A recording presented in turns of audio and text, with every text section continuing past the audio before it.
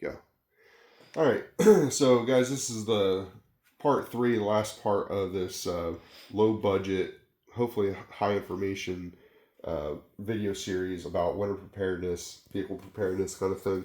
So, I'm going to start right with your visibility because that's one of the most important things. So, uh, lights, make sure all your lights work. Okay, that's a regular thing. Make sure your brake lights more than anything, because if you got multiple brake lights out, people a lot of times don't see that you're stopping. So make sure that stuff's right. Okay. Number two, though, visibility. Get yourself a good set of wiper blades.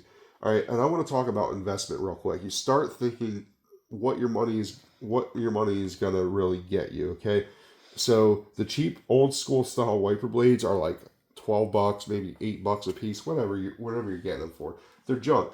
All right, during the winter, so they have multiple. You get for guys that don't know what I'm talking about. I'll try to explain it visually. I can't do much, but they have multiple joints in here, right? For it's basically like a suspension system, and all those joints kind of help keep the blade to contour to your windshield.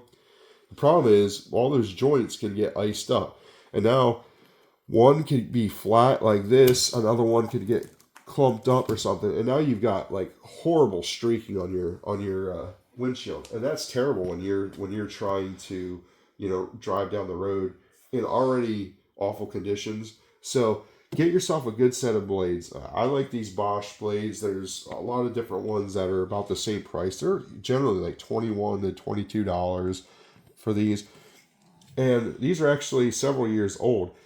All right, your standard blades. Actually, you can start to see. So I'm looking at it now. Look, we're starting to split here just a little bit. Okay, that's okay. These have probably been on since I bought it. So, um, but anyways, once a year, you can just take a rag with some windshield washer fluid and just wipe that surface of this. That'll help condition the rubber of this. It'll help it last longer. Generally, we get about 5 years out of these wiper blades, or that old style, you might only get a year out of, maybe a year and a half, 2 years if you're lucky. So, investment wise, these generally go 3 to 5 years. So, they're well worth the investment just as far as, working, but then also the improved visibility and they squeak less generally. They're just a better blade. That's worth something in my opinion too. But anyways, get a good set of wiper blades. All right. And for I'm just gonna say this right now because I know so many working in the dealerships in the past. I know how people are. If you're messing your car, clean your dang windshield, would you? Because when you start having these glares and stuff like that, it kills your visibility, and that makes you an unsafe driver to everybody, whether it's pedestrians or other vehicles on the road. So make sure you clean your dang windshield on the inside. All right. So, all right, let's move on to actual vehicle maintenance. All right, so this is something where um, I don't expect everybody to be a mechanic. I don't expect everybody to have this expertise. So you got to be smart. People respect the trades. If you ever worked on your house and you realize, wow, it's not just this easy. Yeah, you realize that a good contractor can really save you a lot of money. It's the same with mechanics. So if you're not the person to work on your vehicle and you're not the person to learn about all the different things with it about your vehicle, then take it to somebody you trust, someone who's good. They're worth the money. I can guarantee you that. So, number one, fluids. Okay, so oil, obviously, make sure that's all good. But condition of all of your fluids is going to be stressed during the cold temperatures. Okay, the biggest one being coolant. So make sure number one, it's topped off and full. There's a generally a line right here. Jack's going to zoom in on that. It says full cold there. So if it's hot, it's generally going to rise up slightly. So make sure you're filling it when it's cold, or don't overfill it if it is warm. Okay. So that's your level. Now look down inside of there. Make sure that the fluid actually looks clean, doesn't look all burnt and dark. So um, generally, as far as mileage on these newer vehicles, you can get 150,000 miles out of your coolant, but you want to you want to replace that, because what can actually happen is, as components inside wear, and as the fluid breaks down, it can actually create a charge inside of your motor. And what happens is it slowly erodes the inside of your motor, and you don't even realize it. So change your coolant. All right, transmission fluid. Not every vehicle has transmission fluid dipstick on it. Make sure your fluid looks good. Let's look at the conditioner here real quick, okay? So you see how this is brown? This thing needs, this should be red, okay? It's got a little reddish tint to it, but it's mostly brown. That tells me that this needs to be serviced. So a flush is generally what I recommend. But we don't check it when it's off. We check this when it's running. Almost all vehicles, transmission, you check while it's running. Oil, you always check it when it's off. Power steering fluid, make sure that's full and in good condition. I know that is because I've serviced that recently. But again, that you check when it's running. Check your manual first though, because some vehicles you check it when it's off. Good windshield washer fluid. Okay, make sure you got something that's not going to freeze up. Okay, spend the extra little bit of money, it's definitely worth it. Brake fluid. Okay, see, it's kind of got a golden color. Brake fluid is clear generally when it comes out new. So what I'm looking for is I want to make sure that's not black and really dark or burnt looking. So this is at a point where probably in another year or two it could be serviced. But right now it's in decent condition. So talk about belts.